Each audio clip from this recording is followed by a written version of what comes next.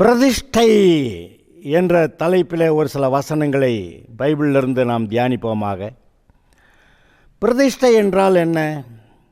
தேவனுக்கென்று பிரித்தெடுக்கப்பட்ட ஒரு காரியம். இந்த உலகமானது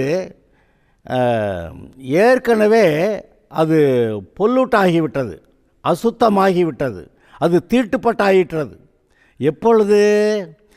ஆதாம் பாவம் செய்தபோது ஆதாம் தீட்டுப்பட்டு பாவியானது மட்டுமல்ல, இந்த பூமியும் தீட்டுப்பட்டது என்று நீங்கள் கவனியுங்கள்.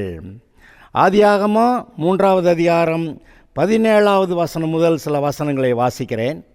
ஆதியாகமம் 3:17 முதல்.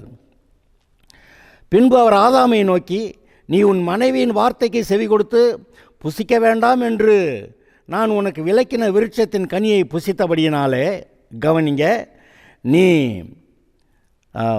புசித்தபடியினாலே பூமி உன் நிமித்தம் சபிக்கப்பட்டிருக்கும். இது என்னது? பாவம் செய்தது ஆதாம், ஆனால் உன் நிமித்தம் பூமி சபிக்கப்பட்டிருக்கும்னு சொல்லுகிறாரே. நீ உயிரோடு இருக்கும் நாளெல்லாம் வருத்தத்தோடே அதன் பலனை புசிப்பாய். அது உனக்கு முள்ளும் குறுக்கும் முளைப்பிக்கும் வெளியின் பயிர் வகைகளை புசிப்பாய். நீ பூமியிலிருந்து எடுக்கப்பட்டபடியால் நீ பூமிக்கு திரும்ப மட்டும் உன் முகத்தின் வேர்வையால் ஆகாரம் புசிப்பாய். நீ மண்ணாய் இருக்கிறாய், மண்ணுக்கு திரும்புவாய் என்றார். பாருங்க, இந்த வசனங்கள் தான் இன்றைய உலகத்தில் நடைபெறக்கூடிய சகல காரியங்களுக்கும் அடிப்படையாய் நீங்கள் பார்க்கலாம். ஆதாம் பாவம் செய்தபடியாலே அவன் பிசாசுடைய கட்சிக்கு போய்விட்டான், தேவனை விட்டு பிரிக்கப்பட்டு விட்டான். ஆதலால் அவனுக்கு எந்த ஆசீர்வாதமும் இல்லை. அவன் பிசாசு கூட இணைக்கப்பட்டிருக்கிறபடியால் பிசாசுடைய குணங்கள் வருகின்றன, பிசாசு அனுபவிக்கிற பாடுகள் வேதனைகள்லாம் வருகின்றன. அது மட்டுமல்ல, இந்த பூமியானது ஆதாமுக்கு சகல நன்மைகளையும் கொடுக்கக்கூடிய ஒன்றாக இருந்தது. இன்றைக்கு விசுவாசிகளுடைய வாழ்க்கை இந்த விசுவாசிகளுக்கு தேவையான சகல நன்மையும் கொடுக்கக்கூடியதாக தேவன் ஏற்படுத்தி இருக்கிறார். அவனை ஒரு ஏதேன் தோட்டத்தில் தான் வச்சுருந்தார். அவனுடைய தேவைகள் எல்லாவற்றையும் சந்திக்கக்கூடியதாய், அவனை திருப்திப்படுத்தக்கூடியதாய், அவனை ஒரு ஆளுகிற ராஜாவாய் வைக்கக்கூடிய அப்பேற்பட்ட காரியங்கள் அங்கே இருந்தன. இவன் பாவம் செய்தபோது பிசாசுக்கு அடிமையாகிவிட்டான். இவன் பாவம் செய்தபோது பூமி சபிக்கப்பட்டிருக்கும் என்று கர்த்தர் சொல்லுகிறார். இங்கே பாருங்கள், இந்த பூமியில் இருந்தால் சகல ஆசீர்வாதமும் உனக்கு உண்டாகணும், ஆனால் பூமி சபிக்கப்பட்டு விட்டது. அதனாச்சு, நீ உயிரோடு இருக்க நாளெல்லாம் வருத்தத்தோடு அதன் பலனை புசிப்பாய். ரொம்ப கஷ்டப்பட்டு போராடி வருத்தப்பட்டு தான் வேலை செஞ்சு சம்பாதிக்கணும், பழைக்கணும். அது உனக்கு முள்ளும் குறுக்கும் முளைப்பிக்கும் வெளியின் பயிர் வகைகளை புசிப்பாய்.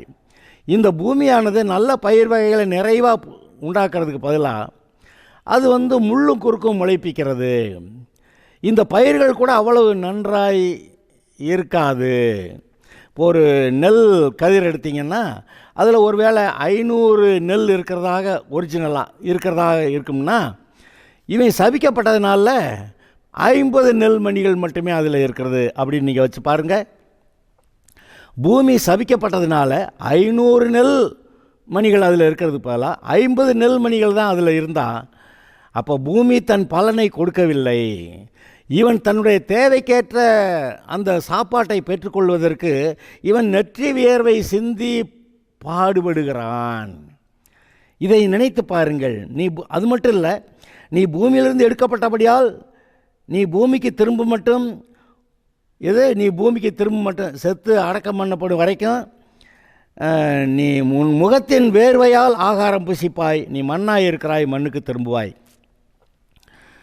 இவன் சிருஷ்டிக்கப்பட்ட போது தேவனுடைய சாயலிலே, தேவனுடைய ரூபத்திலே, தேவனுடைய சுபாவத்தை உடையவனாக சிருஷ்டிக்கப்பட்டான்.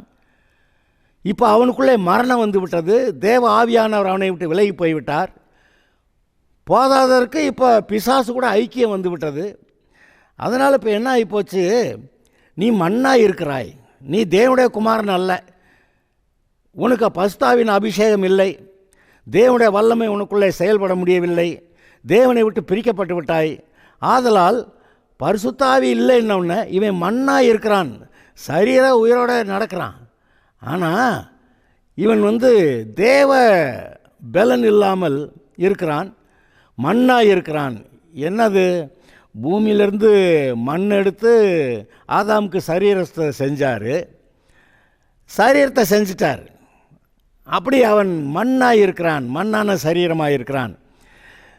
பிறகு தம்முடைய ஜீவ சுவாசத்தை ஊதினார், அப்பொழுது அவன் ஜீவாத்மாவானான். ஜீவ சுவாசம், இதை நீங்கள் யோசிச்சு பாருங்கள். அவனுக்குள்ளே ஜீவனை கொடுக்கிற சுவாசம் அதை வைத்தார்.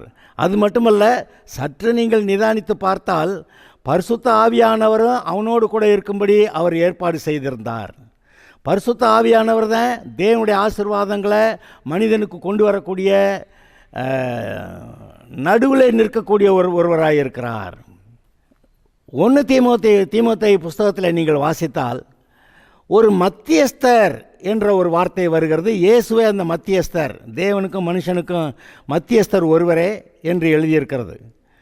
நீங்கள் பழைய ஏற்பாட்டில் கூட இந்த பரிசுத்த ஆவியானவர் தான் தேவனுக்கும் மனுஷனுக்கும் நடுவில் மத்தியஸ்தராக இருந்து இவன் கேட்கிறதெல்லாம் பரிசுத்த ஆவியானவர் தேவன்கிட்ட சொல்லுவார், தேவன் பரிசுத்த ஆவியானவர் மூலமாக இவனுக்கு எல்லாம் செய்வார். பரிசுத்த ஆவியானவர் தான் இவனை பலப்படுத்துகிறவர். இப்போ பரிசுத்த ஆவியும் கூடத்தில் வரும்போது நீங்கள் பலனடைந்து சாட்சியாக இருப்பீர்கள்னு வாசித்தமே, அதுபோல் பரிசுத்த ஆவியானவர் அவனோட கூட இருந்து அவனை பலப்படுத்தி அவனுக்கு விரோதமாக இருக்கிற பிசாசை ஜெயிக்க, மேற்கொள்ள, அவனை துரத்த, அவனுடைய பிடியில் இருக்கிற எல்லா பூமியின் பகுதிகளெல்லாம் விடுதலையாக்க கர்த்தர் அவனுக்கு ஒரு பெரிய நல்ல வேலை கொடுத்திருந்தார்.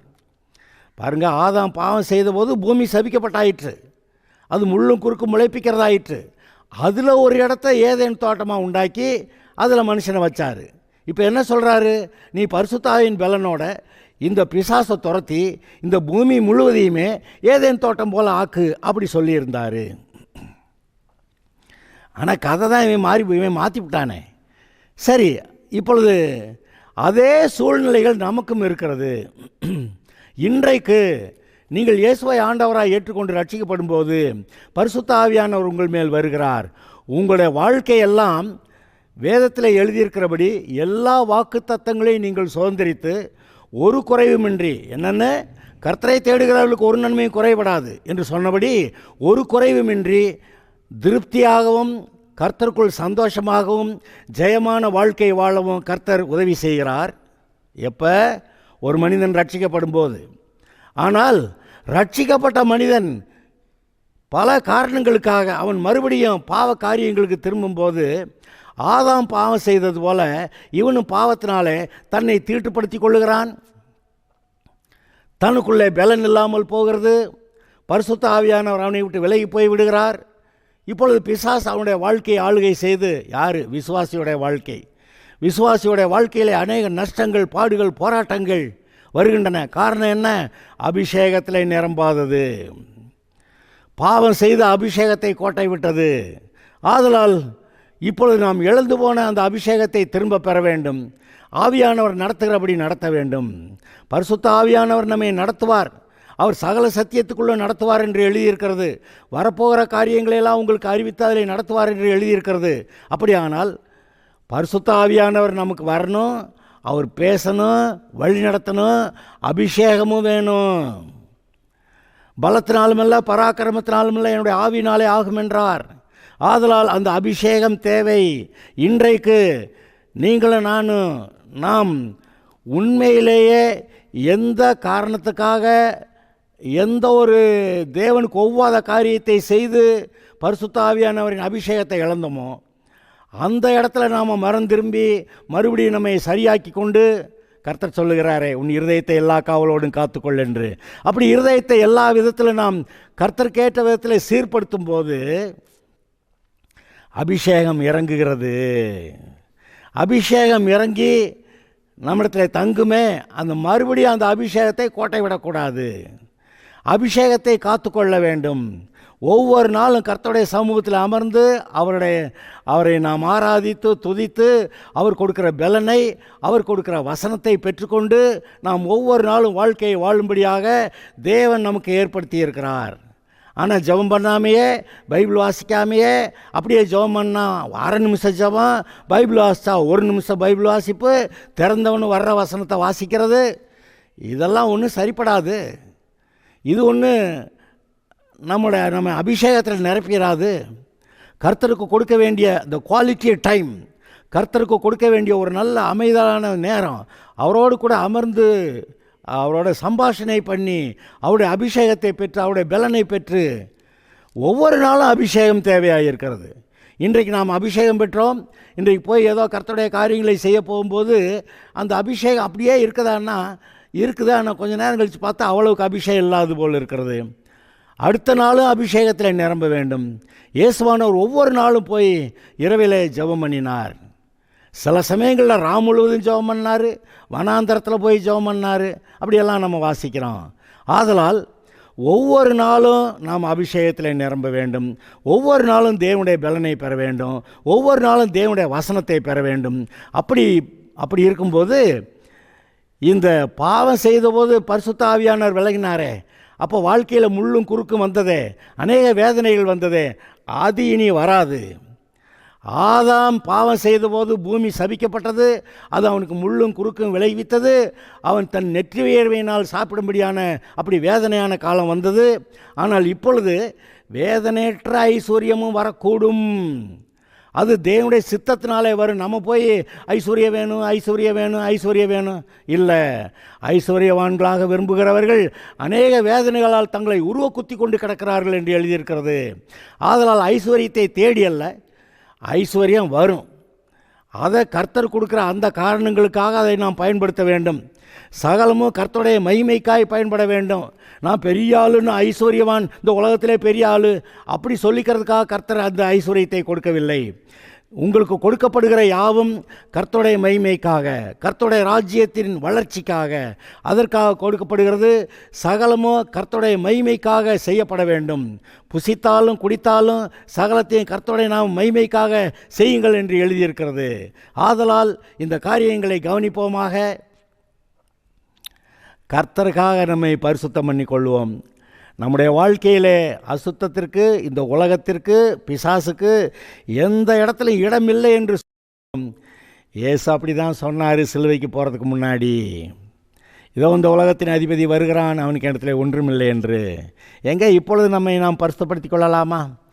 இந்த உலக ஆசாபாச இன்பங்கள் இச்சையாதேன்னு கர்த்தர் சொன்னார். அப்படி அந்த ஆசாபாச இன்பங்கள், அந்த ஆசை, அந்த இச்சைகள் அவையெல்லாம் தூக்கி ஓரம் கட்டலாமா? அவையெல்லாம் அகற்றலாமா? அதை நீங்கள் அகற்றீங்கன்னாவே அப்பாலே போ சாத்தானேன்னு சொல்லிட்டீங்கன்னு அர்த்தம். அந்த ஆசை இருக்க வரைக்கும் பிசாசு அங்கேருந்து ஆசை காட்டுறேன். அந்த பாவ இச்சைகளை நீங்கள் வெளியே தூக்கிட்டீங்கன்னா, வெளியே எரிஞ்சிட்டிங்கன்னா, அப்போவே அப்பாலே போ சாத்தானேன்னு சொல்லிட்டீங்கன்னு அர்த்தம். அவன் போயிட்டான்னு அர்த்தம். நீங்கள் இச்சைக்கு இடம் கொடுக்க வரைக்கும் அவன் முன்னாடி நின்றுக்கிட்டு இருக்கிறான்னு அர்த்தம். ஆகையால் இந்த பிசாசுக்கு இடம் கொடாதிருங்கள், அவனுக்கு எதிர்த்து நில்லுங்கள், அப்பொழுது அவன் ஓடிப்போவான் என்று எழுதியிருக்கிறது. எப்படி எதிர்த்து நிற்க வேண்டும்? அவன் கொடுக்குற இச்சைகளை ஒன்றும் ஏற்றுக்கொள்ள மாட்டேன்.